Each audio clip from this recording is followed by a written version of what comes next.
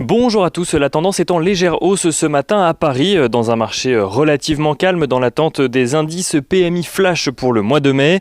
Indices qui seront publiés tout au long de la matinée en zone euro. On connaît déjà pour autant l'estimation pour la France.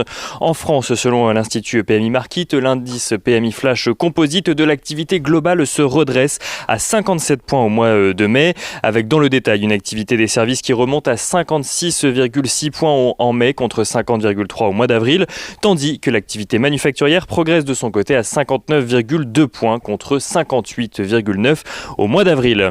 Des premiers chiffres encourageants donc, dont les investisseurs espèrent qu'ils annoncent d'autres bonnes nouvelles dans la matinée, même si ces estimations flash, on le rappelle, ont vocation à être adaptées et revues lors des futures estimations. Mais aujourd'hui marque également la journée des trois sorcières, à savoir l'arrivée à échéance des options et des futurs sur les marchés dérivés, ce qui devrait, comme d'habitude, entraîner plus de volume sur la séance dont les investisseurs suivront deux valeurs ce matin, enfin parmi d'autres évidemment. On note en tout cas côté valeur que Saint-Gobain annonce l'acquisition de Chryso, société spécialisée dans la chimie de la construction, pour une transaction